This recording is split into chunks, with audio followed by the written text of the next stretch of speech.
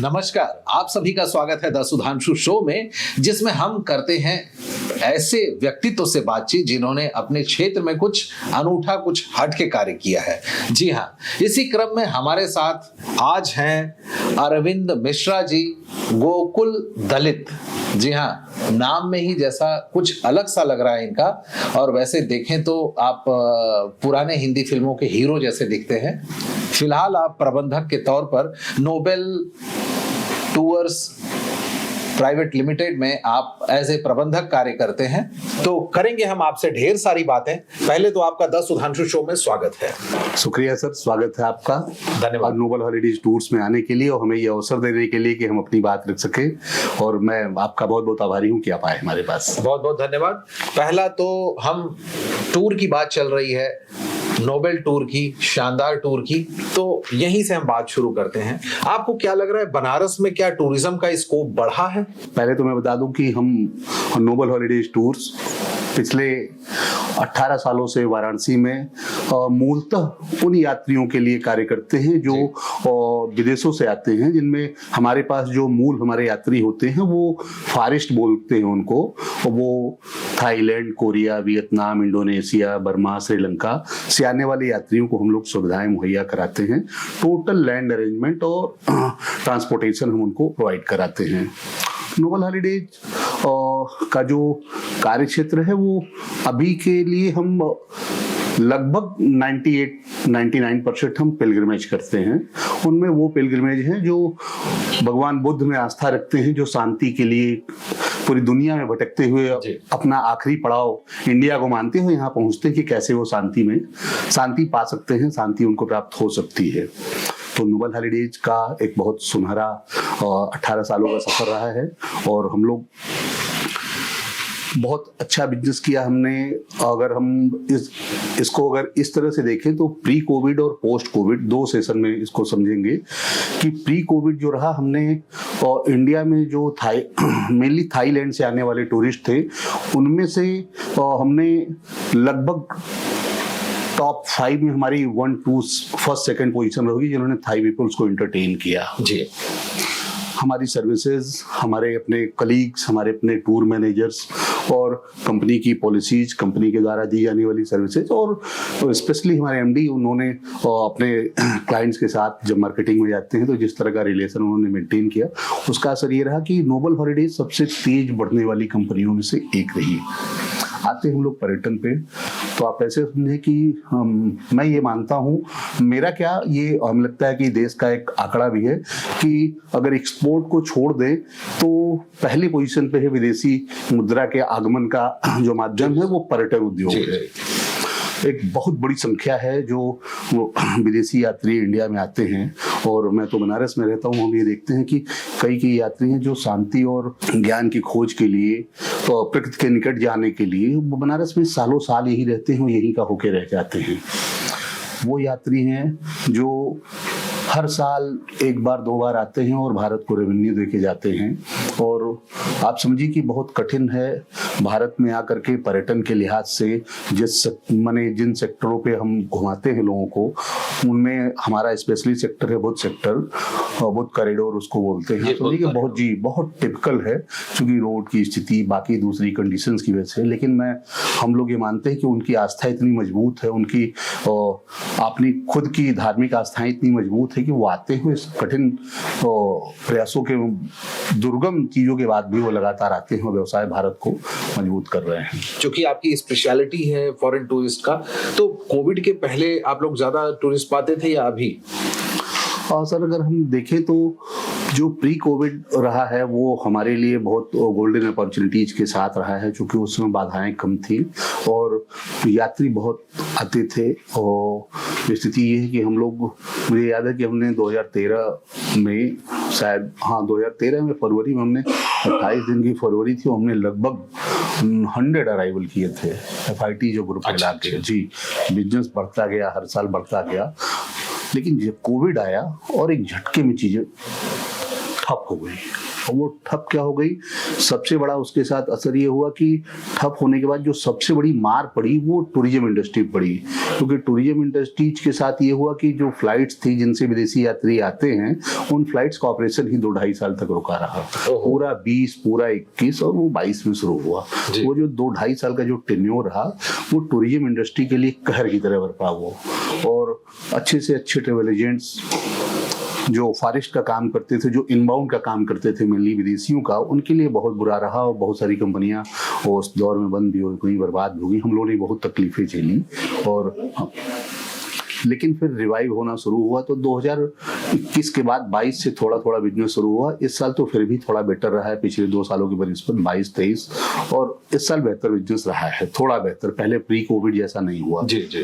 लेकिन ये कि उम्मीद कर रहे हैं कि जो आने वाला साल होगा वो बेहतर होगा। अगर थोड़ा सरकार और स्थानीय अगर एडमिनिस्ट्रेशन इस पे अगर मददगार हो तो चीजें और बेहतर होंगी। इस पे जो नोबेल हॉलीडेज है, क्या केवल स्ट्रिक्टली फॉरेन को ही अटेंड करते हैं या फिर लोकल आते हैं, लेना नहीं चाहते आप, या कोई प्रॉब्लम होती है लोकल टूरिस्ट से, इंडियन टूरिस्ट से? नहीं सर, ऐसा नहीं है। हम लोग डोमेस्टिक टूरिस्ट को भी एंटरटेन करना चाहते हैं, जो अंतर्देशीय हैं उनको भी करना चाहते हैं। लेकिन हमारे पास संपर्क उनके कम है, क्योंकि हम लोग पहले से फॉरेस्ट मार्केट में ही थे और फॉरेस्ट का बिजनेस हम लोग के पास था, तो हम लोग उस पर अपना ध्यान दे रहे थे। हम लोग प्रयास करते हैं कि डोमेस्टिक टूरिस्ट आए, लेकिन उस तरह से हमारे पास उनका बिजनेस नहीं न होने का एक कारण ये भी है कि डोमेस्टिक टूरिस्ट में अभी जिस तरह का टूरिज्म डोमेस्टिक में बढ़ रहा है, उनमें ऑर्गेनाइज्ड टूरिस्ट कम है। अनऑर्गेनाइज्ड ज्यादा, वो चल दिए, आगे पहुंच गए, कहीं रुक गए, घूम लिए, धर्मशाला में रुक गए, होटल में रुक गए। अब हम पिछला ही अनुभव देखें, अगर जिस तरह से टूरिज्म में फुटफॉल हुआ, कुंभ का महीना टूरिज्म इंडस्ट्री के लिए बूम करने का रहा। आप समझिए कि टूरिज्म इंडस्ट्री जिसको कहते हैं ना कि वो खड़ी फसल थी जिनको लोगों ने बहुत कम समय में बोया और काटा बहुत जल्दी, बहुत अच्छे से काटा। और सरकार की इसमें बड़ी भूमिका रही कुंभ को आयोजन में। और स्थिति ये थी कि बहुत सफल कुंभ रहा, कुछ एक चीजों को छोड़ दे तो ओवरऑल टूरिज्म इंडस्ट्री के लिए बहुत बड़ा, आप समझिए कि जो कोविड में जो मार पड़ी थी वो एक तरह से सुपर टॉनिक का काम किया है। सुपर टॉनिक का मेनली हॉस्पिटैलिटी इंडस्ट्री को, ट्रांसपोर्टेशन को एकदम सुपर टॉनिक का काम किया है। अरविंद मिश्रा, गोकुल दलित, तो ये नाम में कुछ कहीं विरोधाभास टाइप का लगता है हमें। तो पहले तो आप अपने नाम का हमें बताइए कि हमारे दर्शक भी जानना चाहते हैं कि ये गोकुल दलित भी है, देखने में काफी खूबसूरत हैं, चार्मिंग पर्सनालिटी है, फिर भी आपने दलित लिखा हुआ है। महंगी घड़ी है आपके पास, कैप है, फ्रेम भी महंगा ही है, फिर भी दलित कैसे? सच में आपने बहुत इंटरेस्टिंग सवाल पूछा है जी।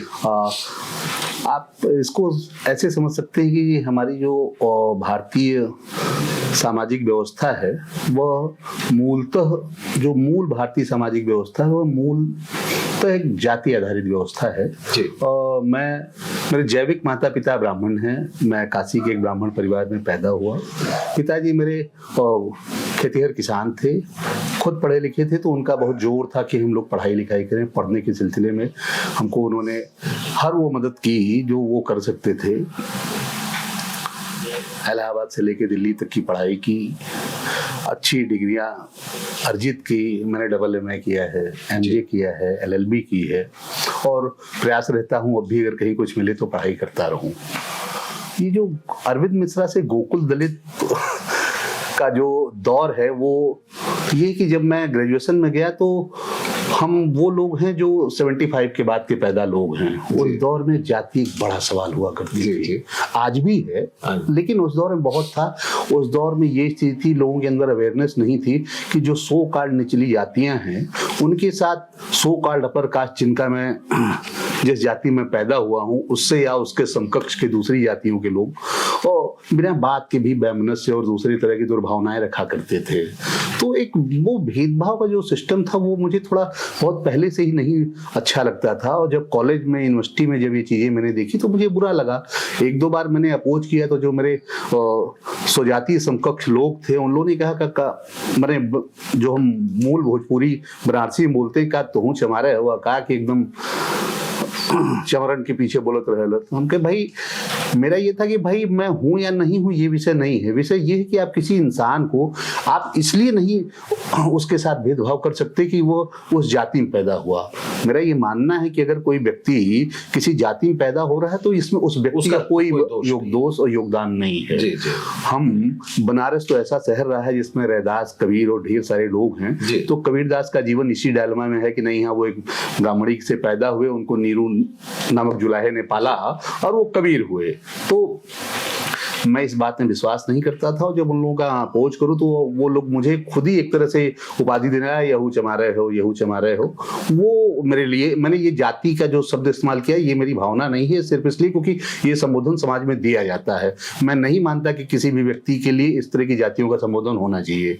तो वहां से लोगों ने मुझे चिढ़ाना शुरू किया। मैंने कहा ठीक है, अगर आपको लगता है ऐसी बात तो मैं हूं, और आज से मैं ये लिखूंगा, आप जहां कहिए। मैंने फिर पब्लिकली अपने आप को लिखा, दीवार पे लिख दिया कॉलेज के कि नहीं है, मेरा नाम आज से अरविंद मिश्रा और गोकुल दलित रहेगा, जिसको जो करना है वो कर ले। और वो एक सिलसिला शुरू हुआ, लोगों ने चिढ़ाने मुझे दलित जी कहना शुरू किया। और फिर आज मेरी आइडेंटिटी दलित है, और मेरा बेटा कोई उससे पूछता है कि किसके बेटे, तो बोलते दलित जी का बेटा हूँ।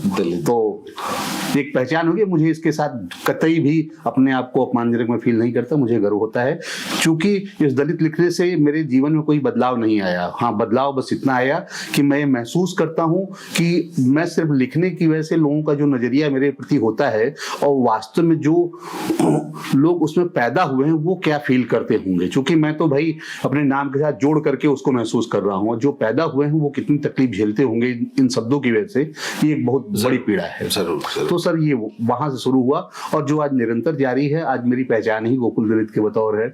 मैं इसी नाम से लिखना पढ़ना मेरा, आप मेरा जो भी सोशल मीडिया है, फेसबुक, ट्विटर, मैं एक ब्लॉग भी पहले बहुत पहले लिखा करता था। 2000 लगता है आज मैंने खोला बहुत दिन बाद, तो देखा 2012 के बाद मैंने उसमें कुछ नहीं लिखा, इस व्यवसाय में आने के बाद, रोजगार में आने के बाद। लेकिन वो भी गोकुल दलित के ही नाम से है, चिंतन ढाबा blogspot.com मेरा ब्लॉग था, मैं उस पर लिखा करता था एक समय में। क्या यहाँ पे काम का वर्क प्रेशर ज्यादा होता है, इसलिए गोकुल नहीं लिख पाता है?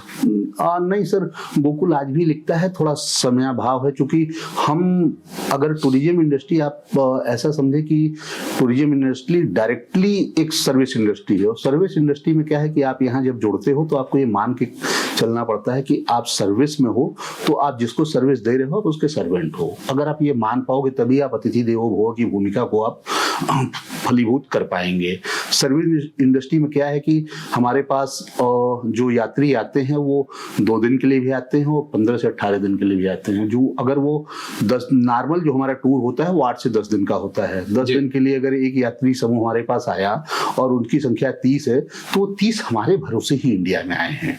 वो एयरपोर्ट से उतरते हैं और पैर उनका बाहर आता है तो हमारी सर्विस शुरू होती है।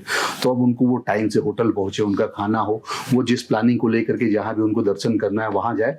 तो ये जो उनकी प्लानिंग है वो डायरेक्टली हमसे जुड़ी है। हमारे टूर मैनेजर्स होते हैं जो उनके साथ होते हैं, लेकिन बैकअप हमारा ऑफिस का होता है, तो वो एक रेगुलर प्रेशर रहता है। हाँ, सच्चाई है कि इस उनकी सेवा, उनके सहयोग की वजह से थोड़ा सा लिखना पढ़ना जरूर कम हो गया है। सामाजिक और राजनीतिक, चूंकि थोड़ा जो आदमी सामाजिक है वो राजनीतिक भी है, तो ऐसी स्थिति में उसमें भागीदारी थोड़ी कम हुई है।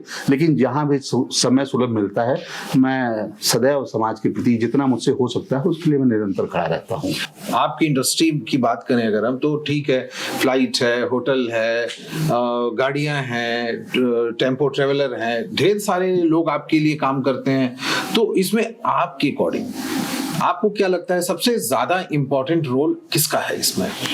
हम एक व्यक्ति के रोल को इंपॉर्टेंट नहीं बता सकते जी। आप वो जितने भी टूरिज्म इंडस्ट्री में जुड़े हुए लोग हैं उन सबकी भूमिका बहुत महत्वपूर्ण है। आप ऐसे समझे कि फ्लाइट के जो पायलट हैं, अटेंडेंट हैं, उनकी भी भूमिका, बाहर आए जो बैगेज लोडर हैं उनकी भी भूमिका, और उसके बाहर आते हैं तो हमारे टूर मैनेजर, हमारे ड्राइवर्स, हमारे गाइड जो उनसे मिलते हैं, वो होटल के स्टाफ, रिक्शे वाले, छोटी छोटी शॉपकीपर्स, रेस्टोरेंट, ढाबा, जितने भी रास्ते में पड़ते हैं उन सबकी भूमिका है। आप बस हम ये मानते हैं कि किसी भी व्यक्ति की सहयोग की सीमा वो है कि अगर मैं कुछ लिख रहा हूँ, मैं कोई ग्रंथ लिख रहा हूँ, या कोई बहुत बड़ा व्यक्ति तुलसीदास जी ने जो इतने बड़े ग्रंथ की रचना की, अगर वो लिख रहे हैं, उनकी लेखनी अगर नीचे गिर गई और बगल में आप बैठे, आपने उठा के वो पेन पकड़ा दिया, उनको लेखनी दे दी, तो आपका भी सहयोग उसमें हो गया। और हम तो ये मानते हैं कि हमारी टूरिज्म इंडस्ट्री में वही भूमिका है कि यह निरंतर पूरे देश में बहुत बड़ा सेक्टर है जो लोगों को रोजगार मुहैया करा रहा है। हम उसमें उसी भूमिका में हैं। जैसे श्री रामचंद्र ने जब पुल का निर्माण शुरू किया तो बंदरों ने पत्थर डाले, बगल में बैठी गिलहरी को लगा कि मैं क्या कर सकती हूँ, मैं तो पत्थर उठा ही नहीं पाऊंगी। तो जब बंदर पत्थर रखते थे तो उस गिलहरी ने अपने पंजों से बालू उड़ाना शुरू किया, जो उन पत्थरों के बीच में भरना शुरू किया। तो हम पर्यटन उद्योग में अपना सहयोग उतना ही भर मानते हैं। बहुत खूब, बहुत खूब। नोबेल हॉलीडेज टूर्स, आपकी कंपनी जो है टूरिस्ट को किस तरह से प्रोवाइड कराता है, चीजों को कैसे मुहैया कराता है? जी सर, नोबेल हॉलीडेज एक्चुअली आप समझिए कि another name of solution in tourism industry है। हम अपने हमारे साथ जो यात्री आते हैं, हम उनको हवाई यात्रा के लिए हवाई टिकट मुहैया कराते हैं जी। हम उनके लिए ट्रांसपोर्ट की व्यवस्था करते हैं। हम उनकी पूरी यात्रा बहुत सुगम तरीके से हो, उसके लिए हम उनको रास्ते के लिए टूर मैनेजर देते हैं, जो थ्रू आउट टूर उनके साथ, अराइवल टिल डिपार्चर उनके साथ होते हैं। हमारे नोबेल हॉलीडेज के पास अभी खुद की अपनी 6 बसें हैं। एक समय हमारे पास 12 बसें हुआ करती थी, लेकिन मैंने पहले बताया था कि प्री और पोस्ट कोविड के ड्यूरेशन में वो जो एक आंधी आई थी हम लोगों के ऊपर, विपदा आई थी, उसमें हमें अपनी बसें बेचनी पड़ी। लेकिन अभी हमारे पास 6 बसें हैं और जो बहुत हमारी यात्रियों को लगातार सोहिया हम उसके माध्यम से कराते हैं। इसके अलावा हम होटल देते हैं, वो होटल सब उनको देते हैं उनकी अपनी डिमांड के हिसाब से। क्लाइंट्स का जो कैटेगराइज तो नहीं करते हैं, लेकिन उनकी जो डिमांड होती है कि हमको 3 स्टार चाहिए, 4 स्टार चाहिए, 5 स्टार चाहिए, वो होटल सब उनको प्रोवाइड कराते हैं। हम उनको हर डेस्टिनेशन पे आने जाने में उनको वो सारी सुविधाएं जो भी उनकी रिक्वायरमेंट होती है वो देते हैं। हम स्पॉट पे उनको गाइड मुहैया कराते हैं, जो गाइड उनको उस स्पॉट के बारे में, मोन्यूमेंट्स के बारे में, रूइंस के बारे में, मेनली वो रूइंस और मोन्यूमेंट्स घूमते हैं तो उनके बारे में वो विस्तार से बताते हैं, जो government of India, ministry of tourism से अप्रूव्ड गाइड होते हैं। इसके अलावा हम उनको वीजा की भी सुविधा मुहैया कराते हैं। जब वो हमसे कहते हैं कि नहीं हमारा वीजा भी करना है, तो हमारी जो ये यात्रा है एक्चुअली ये सिर्फ भारत में ही नहीं, हमारे बिजनेस का नेपाल भी एक बहुत बड़ा अंग है। बिना नेपाल गए हमारी यात्रियों की यात्रा पूरी नहीं होती। तो वो नेपाल जाते हैं तो इंडिया से नेपाल जाना और फिर नेपाल से इंडिया आना, ऐसे में उनको वीजा की जो जरूरत होती है उनकी, वो भी हम पूरी करते हैं। और इस ड्यूरेशन में उनकी जितनी भी जरूरतें, कहीं उनको दूसरी तरह की सहयोग की जरूरत हुई, किसी तरह की इमरजेंसी हुई, कहीं किसी तरह कोई क्लाइंट्स कभी किसी दूसरे मामले से सफर कर गया, तो हर वो वाजिब और लीगल जरूरत जो भी उनकी नीड है और वो हम पूरी करते हैं। अच्छा, ये बताइए कि नोबेल हॉलीडेज को लोग कैसे, क्या एड्रेस है आपका जिससे लोग टच कर सकें आपको? Nobel holidays tours private limited की हमारी वेबसाइट है www.nobelholidaystours.com और इस वेबसाइट के माध्यम से लोग हमसे संपर्क कर सकते हैं। वैसे हमारा जो भी मूल संपर्क है वो व्यक्ति से व्यक्ति है। हम लोगों ने हम लोग मेनली हम फार ईस्ट में थाई मार्केट, थाई नेशनलिटी के लोगों को डील करते हैं। मैक्सिमम कोरियन, वियतनामीज भी करते हैं, लेकिन थाई नेशनलिटी के गेस्ट हमारे पास ज्यादा हैं, थाईलैंड के। तो क्या है कि हमने शुरू में एक एजेंट हमारे थे, वो जो फॉरेन ट्रेवल एजेंट हैं, वो हमारे साथ जुड़े, उनके क्लाइंट हमारे साथ आए, उनको अच्छी सर्विस लगी तो उन्होंने अपने दोस्त को बताया भाई इंडिया में नोबेल हॉलीडेज है, आप उनके साथ जुड़िए। तो इस तरह से धीरे धीरे हमारे साथ एजेंट बढ़ते गए। फिर हमारे एमडी हैं श्री अखिलेश सिंह जी, वो मार्केटिंग के लिए जाते हैं, हम लोग जाते हैं मिलने, तो उनको बताते हैं कि नहीं हमारी कंपनी है, ये ऐसे करते हैं। एक बार जो आता है फिर वो माउथ टू माउथ पब्लिसिटी, हमारा मेनली पब्लिसिटी जो हमारी है वो हमारे ट्रेवल एजेंट्स ने की, जो माउथ टू माउथ है, वो सिर्फ हमारे द्वारा दी जाने वाली सुविधाओं, सर्विसेज से प्रभावित होकर के। नोबेल हॉलीडेज और किस तरह की सुविधाएं प्रोवाइड कराता है? नोबेल हॉलीडेज की जो यात्रा है वो 18 सालों की है, और लेकिन आप ऐसे समझिए कि आज हम जिस इंडिया में खड़े हैं वो आज के 18 साल पहले ऐसा नहीं था। तब रोड इतने सुगम नहीं थे, 4 लेन 6 लेन रोडें नहीं हुआ करती थी। मुझे याद है कि जब हम लोग शुरुआत में जुड़े तो बनारस से बोध गया एक मेन डेस्टिनेशन यहाँ जाते हैं, आप समझिए कि वो दूरी लगभग 350 किलोमीटर की है, लेकिन वो इतनी कष्टकारी यात्रा हुआ करती थी कि 24 घंटे लग जाते थे आने जाने में। तो उस दौरान क्या होता था कि जो हमारी यात्री होते हैं टूरिस्ट, उनमें महिलाएं भी होती हैं, उनके अपने बेसिक जरूरतों की बहुत बड़ी समस्या हुआ करती थी। फिर हम लोगों ने इन्वेंट किया सेंस की मार्केट में ही खोजा और हमने टॉयलेट टेंट्स का अरेंजमेंट किया। हम वो सड़क पे टॉयलेट टेंट लगा देते हैं जिसमें महिला यात्री, आप देखेंगे बहुत सारे विदेशी यात्रियों ने हमारा नोबल हॉलीडेज अगर आप सर्च करेंगे तो बहुत सारे विदेशी यात्रियों ने वो वीडियो डाले हैं जो हमने सबसे पहली बार शुरू किया था महिला यात्रियों को लेकर के, कि सड़क किनारे वो त्रिपाया एक टेंट जैसा होता है, वो रोल होकर के रिंग बन जाता है और फिर खोल देंगे तो तिपाया बन जाता है इतना कि एक व्यक्ति आराम से उसमें जाकर के शौच या जो भी उसकी जरूरत हो वो पूरी कर सकता है। तो ऐसे में महिलाओं के जो वो दैनिक जरूरतें हैं उनकी पूर्ति के लिए हमने उसका किया और आज वो बहुत ज्यादा सराहनीय है। आपको बताएं कि हमारी मार्केटिंग का एक बड़ा हिस्सा है, जहां भी हमारे टूर मैनेजर्स वो टॉयलेट टेंट ओपन करते हैं, जो भी टूरिस्ट गुजर रहा होता है उसकी जरूर फोटो लेता है और वो लोगों को भेजता है कि नहीं यहाँ, चूंकि महिलाओं का सम्मान अगर आप नहीं करेंगे तो आप किसी भी व्यवसाय को आगे नहीं बढ़ा सकते। और समाज को आगे बढ़ाने के लिए महिलाओं से जुड़ी समस्याओं का निदान सबसे पहले होना चाहिए। तो हमारा ये प्रयास रहा। फिर जब धीरे धीरे तकनीकी बढ़ने लगी तो हमने अपनी बसों में वाईफाई इनबिल्ट कराया। हमारे जो टूरिस्ट आते हैं हमारी बस में वो थ्रू आउट टूर वाईफाई का इस्तेमाल करते हैं, उनको वाईफाई की सुविधा देते हैं। जो यात्री चलते हैं तो बस में तो वो खाते पीते भी हैं, रास्ते में उनको फ्रूट्स देते हैं, दूसरे स्नैक्स देते हैं, पानी रहता है जो बोतल का उनको प्रोवाइड किया जाता है। तो उसको कहीं वो यहाँ वहाँ चूंकि विदेशी यात्री नहीं फेंकते हैं तो उसके लिए हम अपनी बसों में गार्बेज बैग देते हैं जो रिसाइकलेबल होता है और उसको देते हैं जिससे कम से कम वो कूड़ा गंदगी बाहर होता है, वो चीजें साफ होती हैं। दूसरा, मुझे खुशी होगी आपको बताऊं कि ये बात मैं नहीं कहता, मेरे बहुत सारे इंडस्ट्री के जुड़े हुए लोग बताते हैं कि नोबल हॉलीडेज की जो बसें हैं वो नॉर्थ इंडिया की सबसे खूबसूरत बसों में से एक है। अभी तो हमारी बस कोई बनारस में नहीं है, आप लोगों की शुभकामनाओं से वो सारी टूर पे हैं। नहीं, मैं जरूर आप लोगों को ले चलता, कभी भविष्य में आएंगे तो ले चलूंगा। हम लोग रेडी हैं, बैठ के ही जाएंगे, कोशिश करते हैं बैठ के चलते हैं। तो बस तो चूंकि अभी मैं चार्ट देखेंगे तो मेरी सारी बसों के नंबर लिखे हैं, वो आज किस शहर में है डेट वाइज लिखा है, तो आज बनारस में कोई नहीं है दुर्भाग्य से। तो सबसे खूबसूरत बसें हमारे पास हैं। आप समझिए कि खूबसूरती का पैमाना बहुत, मुझे याद है कि आज के कोविड से पहले एक टायर मैन्युफैक्चरिंग कंपनी है अपोलो, उन्होंने सर्वे किया था बसों की क्वालिटी को लेकर के। तो उस समय हमारी बनारस में हम लगता है कि 5-6 साल पुरानी बस एक खड़ी थी, उसको उन्होंने देखा और बाकी बहुत सारे लोगों की बसें थी, सबकी बसें अच्छी होती हैं, लेकिन उन्होंने हमारी बस को फर्स्ट प्राइज दिया था। मुझे याद है कि उस प्रोग्राम उन्होंने मुझे बुलाया था, अवार्ड भी दिया था। उन्होंने उसमें जो पैरामीटर उन्होंने बताया, मैंने उनसे पूछा था कि क्या पैरामीटर है जिसपे आपने देखा, उन्होंने बोला कि हमने आपकी बस में मैंने बसों में ये देखा कि बसों की साफ सफाई, टायर, गाड़ी का मेंटेनेंस, कहीं स्क्रैच है, जब अंदर हम घुसते हैं तो आपको एम्बियंस में क्या फील होता है, किस तरह की स्मेल आ रही है, सीट जो है उसमें डस्ट तो नहीं है, जो सीट कवर्स हैं, पर्दे हैं, वो प्रॉपर है कि नहीं। हमारी बसों में एवरी सीट सॉकेट चार्जर होता है जो लैपटॉप और मोबाइल चार्जिंग के लिए होता है, वो प्रॉपर वर्क कर रहा है कि नहीं। जो गाड़ी की हेडलाइट है, जो बीम है, वो हाई बीम लो बीम पे मेंटेन है कि नहीं है। ड्राइवर सीट्स और ड्राइवर्स वो वेल यूनिफाइड है कि नहीं। तो उन्होंने ये पाया कि नहीं, हमारी वो बस उस उनके मानक पे सबसे ऊपर थी। उन्होंने ये बताया कि नहीं, सीट में डस्ट एकदम नहीं थी, बस नीट एंड क्लीन थी। जब वो बस में एंटर हुए तो उनको वो लेमन फ्रेग्रेंस की खुशबू उन्होंने महसूस की जो हम अपने बस में देते हैं रेगुलर। तो उन्होंने कहा कि सर हमने किसी बस में नहीं पाया, ये सिर्फ आपने पाया। तो हम ये प्रयास करते हैं कि हम कैसे टूरिज्म को और बढ़ा सकते हैं। हमारा ये प्रयास सिर्फ इसीलिए है कि टूरिज्म बढ़े।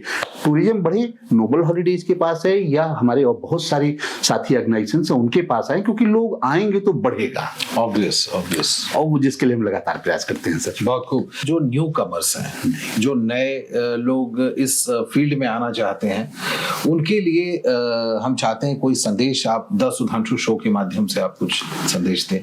टूरिज्म इंडस्ट्री एक ऐसी इंडस्ट्री है जिसमें आपके लिए बहुत बड़ा अवसर है। मैं आपको बताऊं कि मैं लिखने पढ़ने वाला आदमी था और सामाजिक प्रवृत्ति का व्यक्ति था और समाज में लोगों के बीच में उठना बैठना होता था। मैं जब से इस इंडस्ट्री में आया मैंने अपने आप को इतना खुशनसीब पाया। दुनिया के कम से कम 20 देशों के लोगों से मिल चुका हूं अब तक। मिला ज्यादा लोगों से होऊंगा, लेकिन मुझे लगता है कम से कम 20 देश के लोग मुझे जानते होंगे। और मैं इतना विश्वास करता हूं कि अगर कभी मुझे कुछ हुआ तो जरूर उन 20 देशों मेरे लिए आंसू बहाने वाले लोग होंगे। वो सिर्फ इसलिए, वो हमारी सर्विस की वजह से, वो हमारी कंपनी की वजह से, वो इस व्यवसाय की वजह से। दूसरा, मैं घुमक्कड़ प्रवृत्ति का आदमी हूँ, मैं राहुल सांकृत्यायन जी को पसंद करता हूँ, पढ़ता हूँ उनको, तो अथातो घुमक्कड़ जिज्ञासा जो मेरी है वो इस इंडस्ट्री ने फुलफिल की। आप समझिए कि इस इंडस्ट्री की सबसे बड़ी खासियत है, जैसे हमारा टूर मैनेजर्स होते हैं, अभी तो government of India ministry of tourism ने, पहले वो सिर्फ गाइड का लाइसेंस दिया करती थी, और वो गाइड के लाइसेंस में ये होता था कि वो गाइड जो गेस्ट आते हैं, जो टूरिस्ट आते हैं, उनको वो डेस्टिनेशन के बारे में एक्सप्लेन करते हैं, लेकिन गाइड के साथ जो टूर मैनेजर चलते थे उनको कोई लाइसेंस नहीं होता था, उनके लिए काम करने में सुविधा होती थी। अभी अब मिनिस्ट्री ऑफ टूरिज्म ने FTII करके टूरिस्ट फैसिलिटेटर करके एक कोर्स नया शुरू किया है, जो 6 महीने से लेकर 3 साल तक का कोर्स है। आप कई स्टेट का कर सकते हैं, एक स्टेट का कर सकते हैं, वो कर ले तो उससे एक ये कि वो थ्रू आउट आप टूर घूमते हैं, आपकी अपनी यात्रा होती है, आप घूमते हैं, नई जगह देखते हैं, एडवेंचर करते हैं, प्लस आप टूरिस्ट के साथ होते हैं जो विदेशी हैं, देसी हैं, उससे आप उनकी संस्कृति, कला, उनके व्यवहार, उनके विचार के बारे में जानते हैं, प्लस आपके रोजगार का बहुत अच्छा माध्यम है। रोजगार का माध्यम ऐसे ही है कि जो टूर मैनेजर्स हमारे लिए काम करते हैं वो 4,000 रुपए से लेकर के 2,000 रुपए दिहाड़ी पे काम करते हैं, तो 4,000 रुपए ठीक ठाक हैंडसम अमाउंट अगर कोई व्यक्ति पर डे, वो जिसमें उनका होटल और फूडिंग, लॉजिंग, वो सारी चीजें उनका अलाउंस होता है, वो एक रेशियो 4,000 से लेकर 2,000 तक का है, जैसा जिसका एक्सपीरियंस है। प्लस जो टूरिस्ट आपकी सर्विस से खुश होते हैं तो आपको बख्शीश भी देके आते हैं। और आपको बताएं कि बहुत कई ग्रुपों में हमारे अभी एक टूर मैनेजर, उन्होंने मुझे पिछले दिनों बताया कि वो एक टूर के दौरान उनको लगभग 2 लाख रुपए मिला, 8 दिन का टूर था जी, जबकि वो एक बड़ा ग्रुप था, लगभग 165 लोगों का ग्रुप था, उसमें 5 टूर मैनेजर थे, तो सबको उतना नहीं मिला, लेकिन जो मोस्ट सीनियर थे, जिनके अंदर क्षमता थी, उनको 2 मिला, बाकी को 70, 80, 85, 90 ऐसे करके मिला। उसमें जो बसों के ड्राइवर थे उनको भी 40 से 45 हजार रुपए के आसपास, और जो बस के क्लीनर होते हैं उनको भी लगभग 30 से 35 हजार रुपए 8 दिन के टूर के दौरान मिला। तो ये एक स्कोप है। तो एज ए टूर मैनेजर आप बहुत बेहतर कर सकते हैं। इसके अलावा आप समझिए कि सबसे जो आज के समय जो बहुत खूबसूरत इंडस्ट्री है वो हॉस्पिटैलिटी इंडस्ट्री है। बिल्कुल। तो होटल्स में जॉब की कोई वो नहीं है सीमा। वहाँ ताज होटल का GM करोड़ों पैकेज पाता है, और बनारस के 4 स्टार 3 स्टार होटलों में भी लोग लाख रुपए महीने का पैकेज उठा रहे हैं, और लाख रुपए महीने का पैकेज मुझे लगता है कि एक व्यक्ति के सर्वाइवल के लिए बेहतर है। तो अगर जुड़ना चाहे तो यूथ के लिए बहुत बड़ा स्कोप है, और इससे सुनहरी इंडस्ट्री नहीं हो सकती। वो इसलिए क्योंकि दूसरी सारी इंडस्ट्री पे जब आफत आएगी तो आर्थिक मंदी आएगी तो असर पड़ेगा, लेकिन हम ये मानते हैं कि हम जिस जगह पे हैं, हम जहाँ पे काम कर रहे हैं, मोक्ष और ज्ञान की जगहों पे आदमी जितना निराश होगा अपने जीवन में, वो शांति ढूंढने यहाँ आएगा, और इसलिए यहाँ रोजगार की संभावनाएं असीमित हैं, ये कभी समाप्त नहीं होंगी। बहुत ही मिनट टू मिनट की इंडस्ट्री है आपकी। हमारे दर्शकों को बताएं कि चैलेंजेस क्या हैं आपकी इंडस्ट्री में। सर चैलेंजेस का बताएं, आप इस तरह समझ लीजिए कि जब हम लोग इस इंडस्ट्री में आए थे तो ये इंडस्ट्री ही चैलेंज थी, लेकिन धीरे धीरे धीरे धीरे बहुत सारे चैलेंजेस को हल किया गया, उसमें सरकार की भूमिका रही। और लेकिन अभी भी पर्यटन उद्योग में बहुत बड़े बड़े चैलेंज है। आपको बताएं कि हम एक जो सबसे बड़ा चैलेंज है वो मूलतः हम बोथ सेक्टर के ऑल ओवर इंडिया की बात कर रहे हैं। एक बहुत बड़ी समस्या है, चूंकि भारत एक ऐसी जगह है जहाँ, और भारत ही नहीं, जहाँ भी लोग जाते हैं घूमने के लिए, प्रयास करते हैं कि अपने परिवार के साथ जाएं, अपने दोस्तों के साथ जाएं। तो अगर वो 10 की संख्या में है तो उन्होंने एक एवरेज व्हीकल ले लिया, मिनी कोच ले ली, टेम्पो ट्रेवलर ले लिए, और जो 15 सीट है, 20 सीट है, 22 है, 45 सीट तक की, 49 सीट तक की बसें वोल्वो की और दूसरी बसें आती हैं। अभी स्थिति ये है कि किसी भी टूरिस्ट डेस्टिनेशन पे प्रॉपर पार्किंग की व्यवस्था नहीं है। आप समझिए कि वो एक इतनी बड़ी समस्या है। पूरा बनारस का पर्यटन उद्योग इस बात से बुरी तरह जूझ रहा है कि कहीं भी पार्किंग नहीं है। आप सारनाथ चले जाएं, समस्या। आप समझिए कि इस साल की जो सबसे बड़ी चैलेंज वाराणसी शहर के लिए रहा वो ये कि विदेश से आने वाले यात्रियों का बनारस में गंगा का जो विहार होता है, गंगा में जो उनकी नौकायन होते हैं, वो बहुत बुरी तरह प्रभावित हुआ। वो सिर्फ इसलिए क्योंकि पार्किंग नहीं है, गाड़ियां वहां तक जा नहीं पाती। दूसरी समस्या जो यहाँ के लिए है वो एडमिनिस्ट्रेशन के लेवल पे सरकारों की मंशा बेहतर हो सकती है, लेकिन जो स्थानीय प्रशासन है उन लोगों की मंशा का हम नहीं मानते। आप समझिए कि जो विदेशी यात्री आपके यहाँ आ रहा है, आपके यहाँ आकर के महंगे होटल में रुक रहा है, एडमिनिस्ट्रेशन की जब इच्छा होती है तब वो व्हीकल को रोक देते हैं शहर के बाहर। 15 किलोमीटर पहले एयरपोर्ट से आया और शहर पे रोक दिया, बोला अंदर नहीं आ पाओगे तुम। जाना नहीं है, यात्री लिए हुए आप बैठे हैं और स्थिति है कि आप फिर ऑटो रिक्शा, छोटे छोटे व्हीकल आप ढूंढते हो, बता आपका 30 लोगों का ग्रुप है, आप कैसे उनको उसमें एडजस्ट करें और कैसे लेकर के आए। एक टूर मैनेजर होता है, अब वो बस फिर कहाँ लेके जाए उन यात्रियों के। सिर्फ उनकी समस्या नहीं, जब वो 15 दिन के लिए 10 दिन के लिए आते हैं, उनके बैगेज होते हैं, वो बैगेज कैसे जाए, ये एक बहुत बड़ी समस्या है जिसपे प्रशासन को, सरकार को एकदम पहलकदमी लेनी चाहिए कि कैसे हम यात्रियों की पूरी यात्रा को सुगम तरीके से व्यवस्थित करा सके। सारे के सारे शहरों में पार्किंग की उचित व्यवस्था हो और जो स्थानीय प्रशासन का हस्तक्षेप यात्रियों के साथ मिसबिहेव तक चला जाता है उसको कितना कम से कम कर सकते हैं। जो और दूसरी चैलेंजेस हैं, दूसरी चैलेंजेस में इस साल जो मूलतः जो इनबाउंड करने वाले लोग हैं, जो बाहर से विदेशों से यात्री इंडिया में आने वाले हैं, उनके लिए पिछला 2-2.5 महीना अच्छा नहीं रहा। वो भारत सरकार की ऑनलाइन ई वीजा साइट है वो बहुत स्लो हो गई। जो वीजा 24 से 72 घंटों में आसानी से मिल जाया करती थी वो 10 से 15 दिन लग जा रहा है, लोगों को नहीं मिल पा रहा है। मुझे याद है कि फरवरी महीने में हमारा एक टूर बहुत वीआईपी टूर था जिसमें हर जगह होटल बुक था और वो 2 तारीख फरवरी को आके उनको 9 तारीख को वापस जाना था। उनमें कुल 34 यात्री थे, उनका पूरा फ्लाइट का टिकट हुआ, वो बैंकॉक के स्वर्णभूमि एयरपोर्ट गए लेकिन उनका वीजा नहीं आ पाया। उनमें से पूरा वो यात्रियों का दल भारत आ ही नहीं पाया। वो अभी भी साइट के सर्वर का इशू चल रहा है। अभी हमारे सवेरे सहकर्मी बता रहे थे कि नहीं है, एक हमारा ग्रुप जो 23 से है उसमें भी 6 लोगों का वीजा नहीं आया है और हो सकता है कि कमिंग डेज में आ जाए।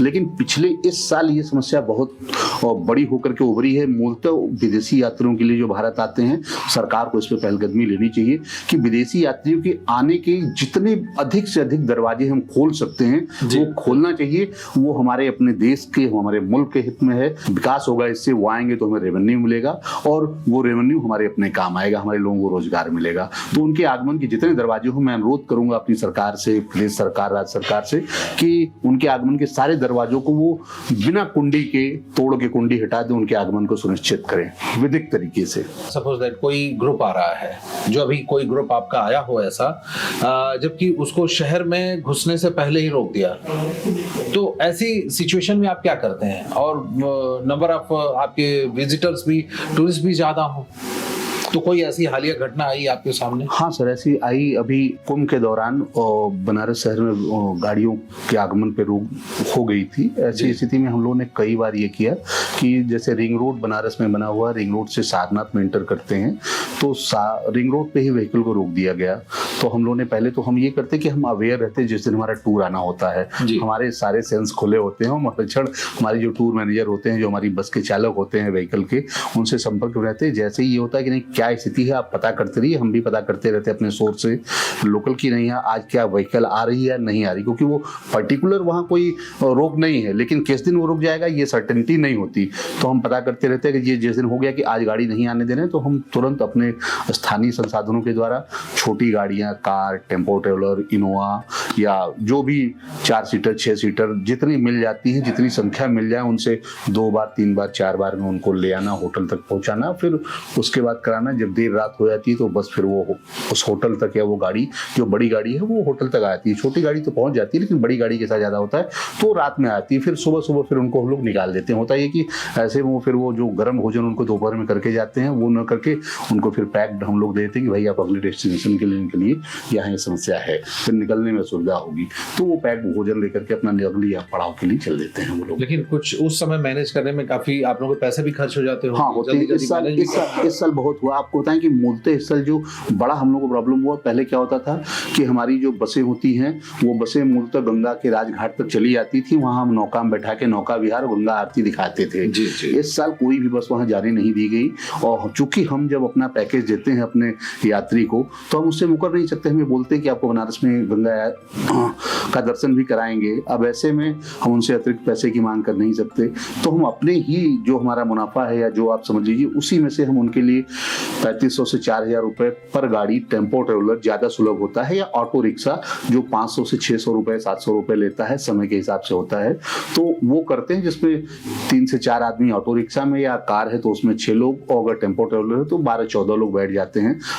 एन एवरेज अगर मान लीजिए 35 लोगों का ग्रुप है तो हमको 2 से 3 टेम्पो ट्रेवलर देना हो जाता है, जिसकी कीमत लगभग 10,000 रुपए हो जाती है।